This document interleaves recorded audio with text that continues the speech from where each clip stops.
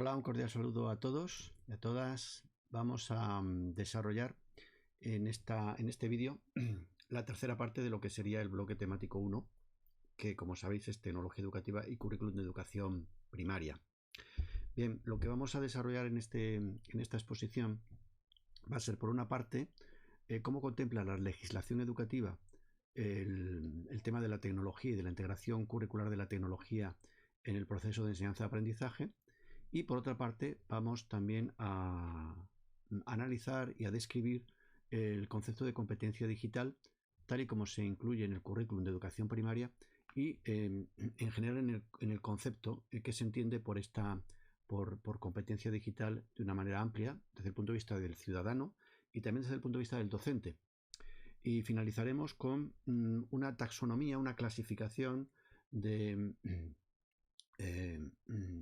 Bloom, que lo que introduce son un conjunto de posibles herramientas, actividades en función del tipo de objetivo educativo que queramos desarrollar. Bien, sin más entonces, vamos a empezar por examinar cómo la legislación educativa, empezando por una ley que es la que lógicamente rige todas las demás, que es la Constitución española, trata este tema de la tecnología en la educación. Bien, la Constitución española evidentemente no es una ley, es la ley de leyes en la que no se trata elementos exclusivamente educativos. Y hay que tener en cuenta, lo pone ahí, la fecha de promulgación de esta norma es del año 78 y por lo tanto Internet y muchas de las tecnologías que hoy disponemos no eran realidades. Aún así, fijaos como si la informática ya era una realidad y habla en el artículo 18 cómo la ley limitará el uso de la informática para garantizar el honor y la intimidad personal y familiar de los ciudadanos y el pleno ejercicio de sus derechos. La verdad es que es una anticipación muy interesante de problemas y de realidades que estamos ahora viviendo con relación al uso de nuestros datos, al uso de nuestra información en las redes, en nuestra propia identidad digital, ¿no? Bien, pero en principio no habla más porque, ya digo, no era todavía una realidad que existiera. Se está reclamando, por ejemplo, desde hace mucho tiempo, el hecho de que la Constitución reconozca derechos como puede ser el acceso a Internet, el acceso a los dispositivos para poder acceder a este tipo de recursos y a otra serie de cuestiones que también sería importante regular. Bien, si nos centramos ya más en legislación propiamente educativa, nos encontramos con la Ley de Educación de Extremadura, en la que vamos a examinar cómo se trata el tema de las TIC, de las tecnologías digitales o de las tecnologías de la información y la comunicación. Lo que he hecho ha sido coger la ley en su conjunto e ir extrayendo aquellos capítulos, títulos y artículos, que es como se ordena una ley educativa, una ley en general, que tienen que ver con la temática que evidentemente nos interesa. Precisamente, si nos vamos al inicio de la ley, en el artículo 3 habla de los fines del sistema educativo extremeño. Estamos hablando de fines del sistema educativo, por lo tanto, no solo de la educación primaria, sino también de la educación secundaria, es decir, de todo lo que es la educación obligatoria. Y aquí se establece un fin específico que tiene que ver con la tecnología, que es consolidar la utilización de las TIC en el proceso de enseñanza y aprendizaje. Consolidar la utilización, bueno, invita por lo tanto a que paulatinamente se vayan introduciendo dentro del proceso de enseñanza y aprendizaje dentro de las aulas este tipo de dispositivos, este tipo de estrategias, este tipo de herramientas, ¿vale? De tal manera que finalmente pues sean recursos naturales, normales, habituales en cualquier centro educativo. En el artículo 45 habla del derecho de los alumnos y precisamente estipula, tal y como avanzaba antes en la Constitución, que no existe, pero que hay quien lo reclama, pues aquí sí que aparece ese derecho, el derecho de los alumnos a acceder y a utilizar las tecnologías en la práctica educativa. Y también el derecho a hacerlo de una manera segura. Lógicamente hay que proteger, porque estamos hablando de la infancia, de la adolescencia, y entonces evidentemente hay que hacerlo con este tipo de seguridades. Pero tiene el derecho, por lo tanto, de acceder y utilizar este tipo de recursos. También las familias tienen un artículo en el que se especifica cómo la administración educativa, es decir, la Consejería de Educación de Extremadura, las direcciones provinciales de educación, los propios centros educativos tienen que habilitar formas de comunicación con las familias para que la tutorización, el seguimiento, la evaluación, pues pueda ser comunicada y pueda ser compartida. Y para eso reclama, indica que se utilicen las tecnologías de la información y la comunicación. Luego hablaremos, seguramente saldrá el tema, pero Rayuela, que todos conocéis, pues es un ejemplo de una aplicación que trata de hacer realidad este derecho de las familias a estar comunicado. En estos días, todos sabéis muy bien que precisamente se está utilizando muchísimo esta herramienta porque es la manera de comunicarse entre profesores y profesoras y alumnos y alumnas, y también entre las propias familias para las tareas escolares. Artículo 71. Y recordad que estoy extrayendo de un conjunto de texto que es mucho más extenso aquellos elementos que tienen que ver con el ámbito de las tecnologías de la educación. El artículo 71 habla de los principios del currículo, ¿vale? El currículo, recordáis, es el conjunto de objetivos, contenidos, metodología, recursos y evaluación. Todos estos elementos son componentes del currículo en una planificación educativa y en su desarrollo, ¿no? Entonces, para el desarrollo de una correcta comprensión de la expresión oral escrita, para crear hábitos lectores y lograr las competencias comunicativas en el uso de la lengua extranjera y el dominio de las tecnologías. Por lo tanto, el dominio de las tecnologías forma parte de una de los principios que debe desarrollar el currículum, ¿vale? Dominarlas. ¿Esto qué quiere decir? Pues tener competencias para saber hacer cosas con las tecnologías, saber hacer cosas con fines de aprendizaje, con fines de conocimiento, ¿vale? De tal manera que se puedan desarrollar los contenidos curriculares y también los objetivos. Específicamente habla también de que una manera con la cual, por ejemplo, la formación en idiomas podría potenciarse es con el uso de aulas virtuales. Bueno, pues se potenciará el aprendizaje de lenguas extranjeras a través de aulas virtuales. Bien, en su momento el legislador consideró que podía ser una tecnología propia para eso. Desde luego se utiliza muchísimo para esto y para otras más. Bien, como decía, en la ley hay un apartado de capítulos, ¿no? Y luego dentro de cada capítulo hay una serie de artículos. El capítulo tercero, ¿vale?, de la Ley de Educación de Extremadura específicamente se denomina las tecnologías de la información y la comunicación. Por lo tanto, fijaos la relevancia que tiene, ¿no?, dentro del desarrollo legislativo. Tiene un capítulo específico, aparte de que ya hemos ido viendo que en anteriores capítulos también hacían referencia a él. Se habla de cómo fomentar o favorecer las tecnologías y por lo tanto se dice que la administración, por lo tanto en este caso la Consejería de Educación de la Junta de Extremadura, tiene que promover en los centros públicos o sostenidos con fondos públicos la utilización de las TIC, especialmente su integración en la práctica docente. O sea, no se trata solo de dotarles de recursos, sino además también de dar formación a los docentes, de aportarles estrategias para que puedan también integrarlas realmente en su práctica docente, que no queden almacenadas, que no queden infrautilizadas. Con este fin, ¿qué se propone? Pues utilizar las tecnologías como herramienta metodológica en el aula. Es decir, que el profesor, la profesora, tiene una manera de desarrollar sus contenidos y alcanzar los objetivos de aprendizaje. Esa manera de hacerlo debe contar también con las tecnologías. Y por lo tanto, un aprendizaje colaborativo, por ejemplo, pues puede estar muy bien apoyado y potenciado por un software que permita el contacto entre alumnos. Por ejemplo, la utilización del Google Drive para hacer un documento compartido puede ser una herramienta que favorezca esto. Por lo tanto, lo interesante no es tanto la herramienta en sí misma, como a través de ella poder desarrollar metodologías que hagan que el aprendizaje pueda ser más eficiente, más eficaz, el alumno esté más activo y por lo tanto pueda también aprender mejor. Por otra parte, fijaos, dice también comunicación electrónica entre los centros, es decir, la posibilidad de poder establecer redes de centros, comunicación entre ellos, para poder también beneficiarse, pues, de experiencias, de conocimientos entre unos y otros. Impulsar trámites administrativos. Esto cada vez se va desarrollando más, y todo el tema de la matrícula, el tema de cualquier trámite administrativo que hay que hacer con un centro educativo, expedición de títulos, evaluación, etcétera, pues se realizan a través de estos recursos, ¿no? Y ya prácticamente pues es muy habitual que, por ejemplo, la evaluación o que, por ejemplo, la petición de tutorización o la comunicación de tareas, todo este tipo de cosas esté planteado de esta manera. Incluso la administración obliga a los docentes a utilizar estas herramientas tecnológicas para hacer este tipo de cuestiones. Por ejemplo, también pues la asistencia a clase, ¿no?, ese tipo de cuestiones. Por otra parte, en el punto D habla de promover el acceso de estas tecnologías a todos los miembros de la comunidad educativa, impulsando la alfabetización tecnológica. Este es un aspecto muy importante que ahora también en esta situación en la que nos encontramos, pues se observa como familias pueden tener mayores dificultades para ayudar a sus hijos a realizar estas tareas académicas que tienen que utilizar tecnologías porque les falta capacitación, formación, formas para saber cómo resolver un problema en un momento determinado. No solo de cuestiones instrumentales, sino también cuestiones procedimentales, ¿no? Entonces es muy importante que la escuela, el centro educativo, también provea a las familias de una formación para que puedan ayudar a sus hijos y ellos mismos puedan también desarrollar sus capacidades.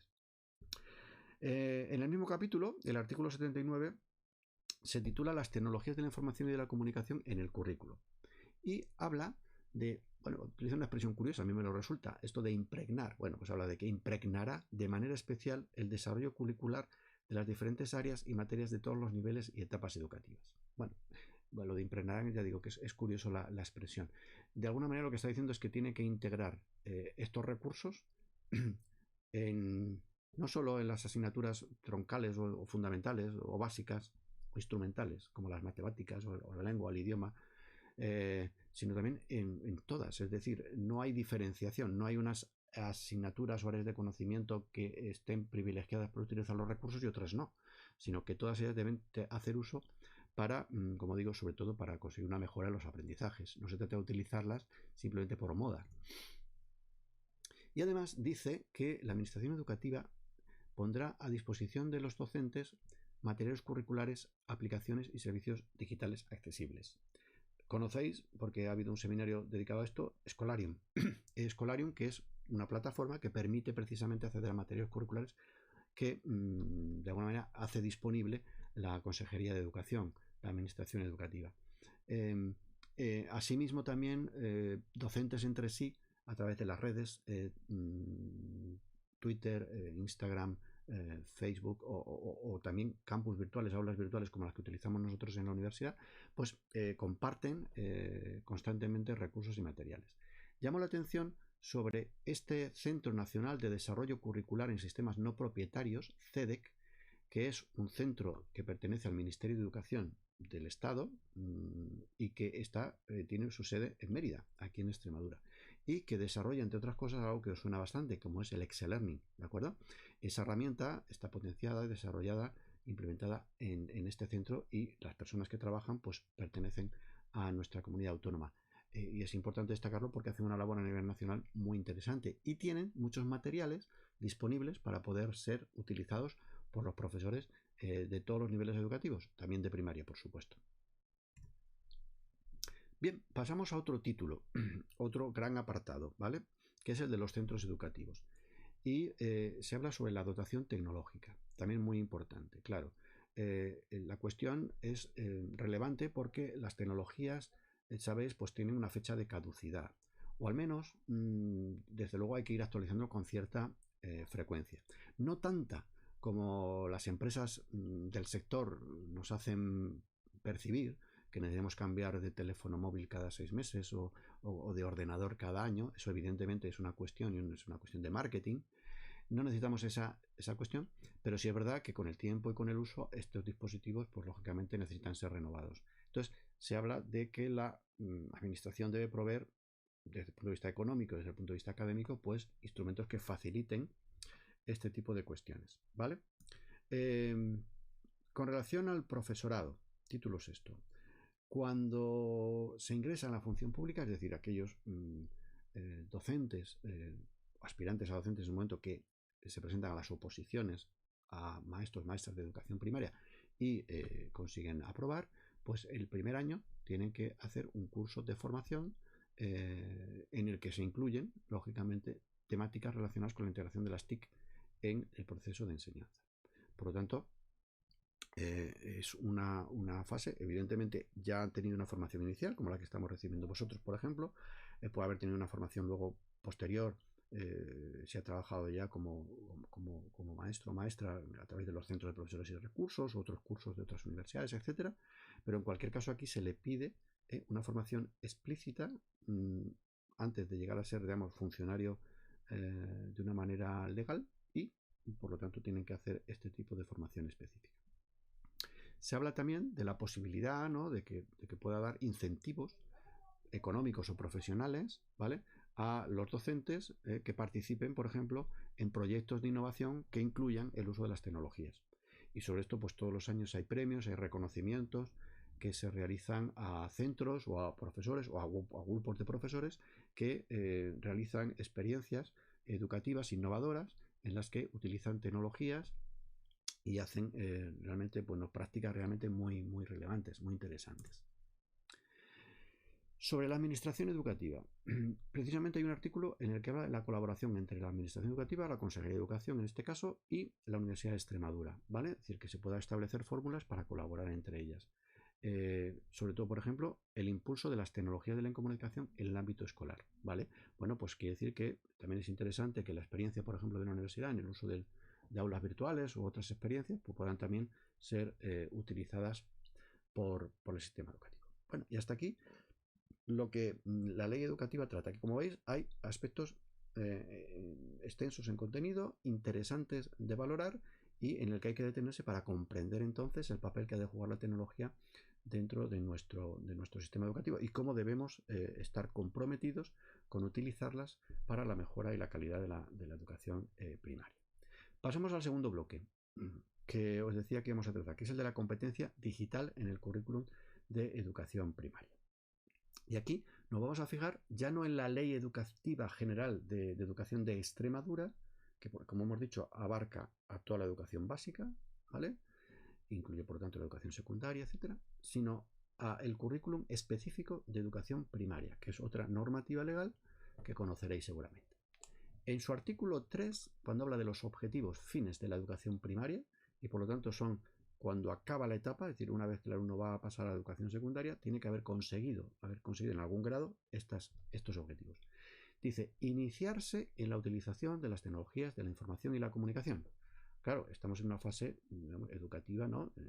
Niños de 6 a 12 años y que, lógicamente, no van a especializarse, no estamos en este ámbito, estamos en el ámbito de comenzar a ver cómo estas herramientas pueden contribuir al aprendizaje, ¿vale? Porque me diré, bueno, los niños ya saben utilizar estas tecnologías. Bueno, saben utilizar algunas cosas, pero lo que la educación, el sistema tiene que facilitarles es ver cómo utilizar estas herramientas en su beneficio. En su beneficio quiere decir para conocer, para aprender, para informarse, ¿vale? Para crecer como personas y como ciudadanos, ¿no? Por eso habla de favorecer también un espíritu crítico ante los mensajes que reciben y elaboran. Como veis, son dos ejes. Hay una cuestión que evidentemente tendrá que ver con los instrumentos, saber utilizar pues, el ordenador para hacer un texto y escribir un texto, hacer unas diapositivas. Eso instrumentalmente es necesario, pero fundamentalmente no se debe perder de vista que lo importante es que hacen eso para poder aprender cosas. Y esas cosas son las que tiene el currículum establecidas, los contenidos, los conocimientos que se quieren desarrollar. Pero además, hoy en día no puede haber un buen desarrollo personal y social de las personas si no hay un uso adecuado y correcto de las tecnologías, ¿vale? Y eso el sistema educativo debe plantearlo, ¿no? Y, por supuesto, fijaos, ante las fake news, ante la cantidad de la avalancha de información que recibimos, si uno no está bien preparado, si uno no es consciente de saber discernir este tipo de cosas, pues se va a encontrar siempre, bueno, pues al pairo de lo que digan unos y otros y evidentemente eso va a repercutir negativamente en su desarrollo social y personal. Hay 7 competencias clave que definen el currículum de primaria. 7 competencias, por lo tanto, a desarrollar luego a través de las áreas de conocimiento, de las actividades, de todo lo que se hace en el aula. Y la tercera, lo veis aquí, que la tengo marcada, es la competencia digital, ¿vale? Por lo tanto, junto a la competencia lingüística, la matemática, el aprender a aprender, las competencias sociales y cívicas, sentido de iniciativa, conciencia y expresiones culturales, hay una específica que es la competencia digital. Por otra parte, cuando se habla de cómo se debe planificar la actividad en aula, existen distintos niveles de concreción curricular. Es decir, existe un currículum básico y luego de ese currículum básico hay un proyecto educativo de centro, una programación, todo esto es lo que estudiáis en didáctica, ¿no? Hasta llegar a la programación de aula, que supone la planificación, el diseño de cómo voy a actuar yo concretamente con mi grupo de alumnos durante un periodo de tiempo para realizar y conseguir algunos objetivos y desarrollar algunos contenidos y conocimientos del currículum. Bien, pues en las programaciones de aula, ¿qué se recoge? Evidentemente lo que hemos dicho, finalidades, qué es lo que quiero conseguir en estos 15 días o en este mes. objetivos didácticos que extraigo lógicamente del proyecto educativo de centro y del proyecto curricular de centro. ¿Qué criterios de evaluación? ¿Cómo voy a valorar y cómo voy a ver que esos objetivos se han alcanzado? ¿Qué contenidos vamos a tratar? Y fijaos, estrategias y metodologías. Y cuando digo cómo lo voy a realizar, ¿cómo voy a enseñar esto? Pues entonces se dice, incluyendo específicamente el uso de las tecnologías de la información y de la comunicación como recurso didáctico. Luego, no debemos olvidar que dentro del currículum los recursos son un elemento, un componente más. Y estos recursos pueden ser tradicionales, digamos así, el libro de texto tradicional, papel, pero además también tenemos estos otros, como puede ser la pizarra digital, como puede ser un software educativo para aprender geometría, etcétera, etcétera. Y todo eso hay que tratarlo también en la programación de aula, incluirlo. Es decir, planificar qué recurso o qué recursos voy a utilizar para enseñar algo. Bien, y ya por continuar con el listado, las actividades que se van a realizar, es decir, las tareas que le voy a pedir a los alumnos que realicen y demás, y los procedimientos de instrumentos para evaluar. ¿Qué voy a hacer? ¿Cómo voy a hacer para conocer y aplicar esos criterios de evaluación que había antes hecho? Bien. Se ha dicho que una de las competencias del currículum de educación primaria es la competencia digital. Bien, ¿y qué consiste la competencia digital? Bueno, pues en esta diapositiva se resume claramente qué es lo que se entiende hoy en día por competencia digital. Esta definición y este concepto proviene de un informe y de un estudio que se hizo a nivel europeo para definir qué significaría para un ciudadano europeo ser competente digital. Y bueno, pues se llega a esta estructura, como veis son 5 elementos, pues aparece ese pentágono rodeando el concepto de competencia digital, que son los que desarrollan esta competencia. Y lo vamos a describir rápidamente. Empezamos por arriba. Competencia relacionada con la información. Es decir, uno debe saber cómo navegar para buscar información, cómo hacer selección informativa, qué criterios debe seguir para saber si algo que ha encontrado tiene validez o no para lo que necesita. Fijaos, si estamos hablando en el ámbito académico, pues si he encontrado un documento, ese documento me sirve para el trabajo que me han pedido, tiene calidad, ¿cómo lo sé? ¿No? Es decir, ¿qué criterios manejo aquí? Evaluarlo, es decir, bueno, a lo mejor inicialmente me parece que es un buen recurso, pero tengo que ver si realmente es así o no, y tengo que valorarlo, evaluarlo, juzgarlo, ¿vale? Y eso es otro elemento importante de la valoración de la información. Y luego hay otra cosa importante, tengo que saber cómo almacenar toda esa información y cómo recuperarla. Os pongo un ejemplo. Vosotros ya sabéis utilizar, por ejemplo, un gestor bibliográfico. Sería un ejemplo muy claro de cómo yo puedo organizar la información para poder luego recuperarla fácilmente. Si yo me ordeno muy bien mi base de datos en Zotero, poniendo, por ejemplo, por asignaturas o por temas, la bibliografía que voy recuperando y que voy seleccionando y que voy considerando que es importante, pues cuando acabe mi carrera, el grado, pues tendré ahí un acceso a una información muy valiosa, que a lo mejor para cuando tenga que prepararme las oposiciones, pues tendré ahí recursos sobre los que profundizar y conocer. Es decir, tengo que saber dónde buscarlo, cómo seleccionarlo, cómo juzgar lo que he encontrado y luego además ser capaz de almacenarlo para poder recuperarlo. Porque claro, guardarlo en el ordenador todo el mundo lo hace, pero el problema está en luego cómo poder fácilmente y rápidamente encontrar aquello que he guardado. Bien, pasamos ahora a otro elemento, que es el de la comunicación. Cuando uno es competente digital, tiene también que tener habilidades de carácter comunicativo que tiene que ver con, por ejemplo, interactuar a través de las TIC. Es decir, todos vosotros sabéis muy bien pues manejar una mensajería instantánea como el WhatsApp o el Telegram para comunicaros y lo hacéis en un contexto en el que sabéis cómo hacerlo. Pero en ocasiones, por ejemplo, los profesores nos encontramos con que no encontramos las mismas habilidades cuando os comunicáis a través del correo electrónico con nosotros, ¿no? Porque es un lenguaje y es una forma de comunicación que tiene que tener otras normas, otras formas de realizarse, ¿no? No es lo mismo hablar en un aula de clase que hablar en la cafetería. Son contextos diferentes, ¿no? Entonces, saber interactuar a través de las TIC, cómo hacerlo en cada caso y en cada momento. Compartir información, cómo debe hacerse, de qué manera puede realizarse, qué seguridad debo tener a la hora de compartir información, si la he creado yo, si no la he creado yo, dónde la he tomado, etcétera, ¿no? Y luego el compromiso online quiere decir el compromiso con, bueno, pues si tengo habilidades, si tengo conocimientos, si tengo capacidades, comunicarlas, compartirlas, ¿no? valorar aquello que otros han hecho y compartirlo también con los demás. Es decir, por una parte, ser capaz, por lo tanto, de tener estas ideas. Colaboración en canales digitales. Por ejemplo, hay muchas personas que colaboran en la Wikipedia de una manera totalmente altruista. Es decir, la Wikipedia, cualquiera que quiera puede introducir información, introducir allí temas, imágenes, etcétera, y enriquecer todo eso que utilizamos los demás. La netiquette se refiere a las reglas y a las normas de comunicación online. ¿Cómo debemos hacerlo? No sé, pero probablemente habéis encontrado a veces algún problema, alguna dificultad o algún mal rato habéis pasado en algunos mensajes que os puedan enviar por redes, etcétera, porque no se respeta, ¿no? la intimidad, porque no se respeta a los demás, etcétera, ¿no? Y otra cosa también muy importante, que también en algún seminario habéis tratado, es el de la gestión de la identidad digital. Fundamental. Es decir, uno debe saber qué es lo que muestra, cómo lo muestra y cómo quiere aparecer en las redes, ¿no? Y esto tenéis que cuidarlo muy especialmente, porque cuando llegan luego los momentos, por ejemplo, de encontrar un trabajo o tal, pues evidentemente hay cosas e informaciones pues que a lo mejor a uno le gustaría que estuviesen o que hubiese pensado hacerlo de otra manera, ¿no? La identidad digital es importante porque además te dan a conocer, es decir, muestran cómo eres y es una herramienta muy importante en nuestra sociedad. Bien, nos colocamos en la creación de contenidos ahora para entender que también eres competente digital si eres capaz de generar productos, ¿vale? Desarrollar contenidos. Bueno, todos estáis haciendo vídeos, por ejemplo, ahora, ¿no? Vamos a hacer un material didáctico con Excel Learning que va a ser una web. O sea, vosotros vais a ser desarrolladores de contenidos y por lo tanto hay que saber cómo hacerlos, cómo crearlos, cómo difundirlos, ¿no? También saber cómo integrar o reelaborar otros.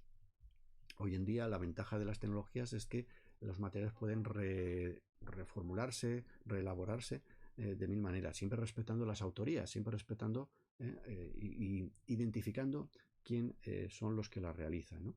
Por eso es muy importante el respeto de los derechos de autor. Y esto es una cosa que debéis tener también en claro y ser muy conscientes. Es decir, no todo lo que está en Internet se puede utilizar así porque sí. Es decir, se puede utilizar, pero siempre hay que indicar la fuente, indicar de dónde se ha tomado, indicar quién lo ha elaborado, para que evidentemente, incluso en algunos casos, hay derechos que te impiden la reproducción, ¿vale? Son muy restrictivos. Y entonces esto hay que saber hacerlo, ¿vale? Incluso también hay otro elemento en la creación de contenidos que tiene que ver con el pensamiento computacional, que tiene que ver con saber programar o por lo menos tener unas ciertas nociones para poder hacer algunas cosas en ello, ¿no? Entonces son lenguajes que nos permiten también crear contenidos, crear webs, crear animaciones, crear pequeños programas o aplicaciones que nos puedan ser de utilidad, sin necesidad de ser técnicos o especialistas, pero para poder resolver un problema determinado. Y por lo tanto esa es otra competencia dentro de la creación de contenidos también muy interesante. Pasamos a la resolución de problemas. Un competente digital no puede depender totalmente de otras personas o de otros técnicos para poder solucionar constantemente todas las cuestiones que se le plantean. Los dispositivos tecnológicos plantean siempre, pues no son eficaces al 100%, fallan, es decir, el software nunca está totalmente bien definido y bien construido, y todo eso hace que necesitamos constantemente resolver problemas. Cosas que no funcionan, cosas que necesitamos, por lo tanto, tener cierta autonomía, conocimientos para poder hacerlo, ¿vale? Para poder salir del atolladero en un momento determinado y poder dar respuestas a esto, ¿no? Aparte de eso, identificar nuestras propias necesidades, pues darse cuenta de hasta dónde puedo llegar, qué es lo que sé, en qué cosas me gustaría formarme o necesito formarme para poder utilizar con competencia estas tecnologías. Por otra parte, también hacer un uso creativo e innovador de las TIC, identificar carencias en la competencia digital, es decir, es hacer una autoevaluación de qué sé, qué es lo que me gustaría aprender, qué observo que otros hacen y yo no sé hacer, todo ese tipo de cuestiones que hacen que vayamos avanzando. Tened en cuenta que este es un aprendizaje que nunca termina y eso hay que tenerlo siempre presente, es decir, esto va a ser constante durante toda nuestra vida. Y por último, el apartado de seguridad, que sería el quinto componente de una competencia digital. Pues saber proteger tus dispositivos, y para eso, aparte de aplicaciones, pues saber cómo utilizar el correo electrónico, cómo utilizar las redes sociales, cómo utilizar la instalación de aplicaciones para evitar que se produzcan fallos, errores, introducción de virus y otra serie de programas maliciosos en tus dispositivos. Proteger tus datos personales, también es muy importante saber, bueno, el tema de las contraseñas. Es verdad que es una cuestión engorrosa porque tenemos muchas contraseñas, a veces utilizamos solo una para todo y esto es un error muy grave que deberíamos solucionar cuanto antes. Hay programas que te permiten guardar y almacenar de una manera segura contraseñas y no tienes por qué tener memorizadas todas, pueden ser incluso complejas para que sean difíciles de vez en cuando se deben cambiar también. Es decir, toda una serie de cuestiones que hay que tener en cuenta. Y cuando te piden un formulario, pues estás seguro de qué datos te piden y quién te lo está pidiendo y a dónde va a ir, ¿no? Es decir, ese tipo de cuestiones es importante. Y luego, desde el punto de vista también de la propia salud, bueno, pues hay cuestiones que son claras, ¿no? Es decir, las pantallas son muy atractivas, podemos estar horas y horas delante de ellas, pero eso también tiene un coste físico y para la salud, no solo la visión, también la cuestión postural, evidentemente la ausencia de ejercicio físico cuando estás muchas horas delante de esto, pero evidentemente no estás haciendo otras cosas. Hay que saber contraponer este tipo de situaciones y hacerlo de una manera clara. Y también hay una cuestión que es la protección del medio ambiente. Parece que bueno, pues por ejemplo, el tema de la impresión, ¿no? El gastar papel, imprimirlo todo, pues a lo mejor deberíamos ser un poquito más restrictivos, tratar de utilizar más la pantalla para leer poco a poco hasta que nos habituemos y entonces ya no tendremos que hacer tanta impresión de papel y gasto en este sentido. En fin, y otra serie de elementos que cada día son más importantes en nuestro mundo que tiene pues estos problemas, ¿no? Que tienen que ver con el medio ambiente, ¿no? El cambio climático y todo este tipo de cuestiones. Bueno, pues si os dais cuenta entonces, información, comunicación, creación de contenido, resolución de problemas, seguridad, son 5 elementos, 5 componentes que conforman lo que sería una competencia digital. Esto es una cuestión de grado. ¿De acuerdo? Uno dice, yo soy competente digital. Bueno, pues analízate y hay herramientas que te permiten hacer una evaluación. Si buscáis en internet encontraréis algunas de ellas en las que te pide, vale, ¿tú sabes hacer esto? ¿En qué grado? ¿Qué nivel? Y entonces te va marcando una serie de posibilidades y al final pues te hace una evaluación. Pues mira, eres en el nivel de información, en el componente informativo, puedes tener un nivel muy importante, a lo mejor en el nivel de creación de contenidos todavía tienes que aprender más, tu nivel de competencia es bajo, o sea, eso, bueno, pues puede haber distintos niveles en distintos elementos, ¿no? En cualquier caso es ser consciente de cuáles son los que se componen y sobre todo esforzarse por tener una competencia digital cada vez más elevada. Fijaos, en el marco, lo que se llama el marco común de la competencia digital docente es el traslado de esta idea de la competencia digital, que es general para cualquier persona o cualquier ciudadano, al ámbito del profesor, del educador, del enseñante, del maestro, de la maestra. Y entonces aquí aparece pues, reflejado prácticamente son los mismos elementos, ¿vale? De información, de comunicación, de creación de contenidos, de problemas de seguridad, pero que luego están desarrollados específicamente con habilidades, capacidades y por lo tanto competencias que tienen que ver con la práctica docente. ¿De acuerdo? Entonces, es interesante y que lo veáis en el contenido del tema 1, en el que viene desarrollado de una manera más clara en qué consisten todos estos elementos aplicados al profesor, aplicados a la profesora, al profesional de la educación.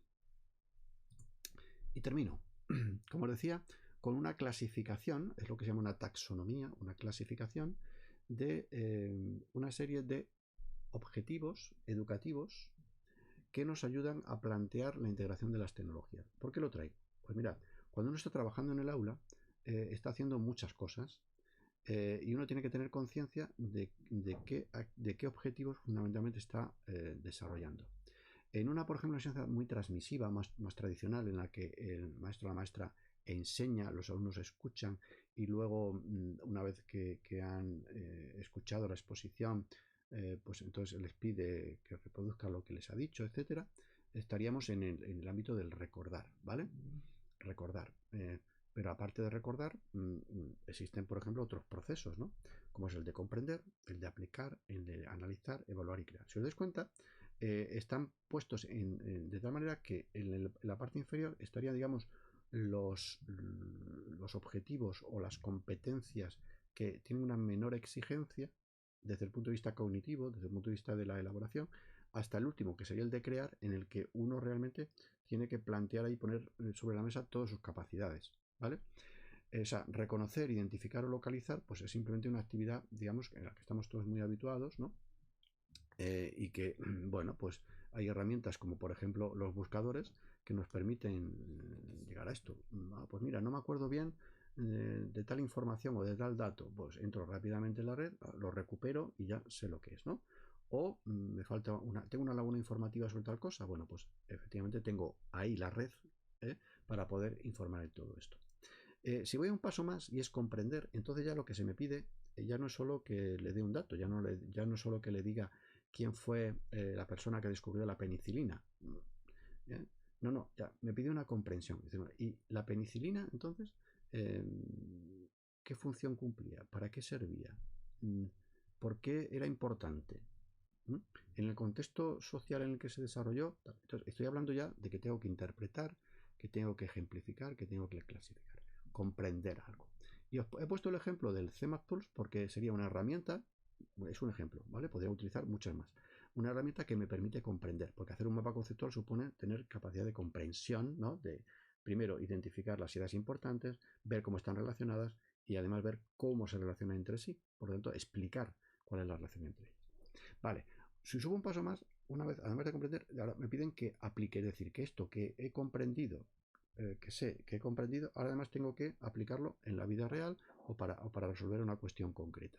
Entonces aquí estoy usando, ejecutando, desempeñando una actividad. Por ejemplo, una aplicación que seguramente veréis cuando en matemáticas, ¿no? GeoGebra. Bueno, pues es una aplicación que me permite ver si he comprendido un concepto de geometría y ahora lo puedo aplicar sobre una situación concreta, un ejercicio matemático o una cuestión de la realidad. Seguimos avanzando. Analizar. Analizar ya supone comparar. Entonces ya tengo que tener varias información, haberla comprendido y además luego integrarla, organizarla. Es lo que hago cuando me piden un trabajo, ¿vale? En el que yo tengo que poner, digamos, un elemento personal o propio. ¿Eso qué quiere decir? Que no es que tenga que crear el conocimiento, sino que tengo que utilizar muchas fuentes y de esas fuentes conseguir dar información sobre algo organizado de una manera que sea comprensible. Aquí os he puesto, pues, por supuesto, las herramientas de LibreOffice, ¿no? Cuando hago un documento de texto, ¿no? Cuando hagáis el TFG, pues el TFG es fundamentalmente una tarea de análisis y de comparación y de integración de mucha información para poder satisfacer un objetivo, ¿no? Igual la hoja de cálculo o las presentaciones, etc. Bien. Cuando tengo que juzgar, que criticar, que probar, es un proceso superior, porque ya entonces tengo que tomar partido, poner criterios, juzgar si algo es bueno o es malo, si algo es apropiado o no apropiado, si tiene calidad o no tiene calidad, ¿vale? Entonces, por ejemplo, aquí os he puesto un elemento como puede ser la comunicación.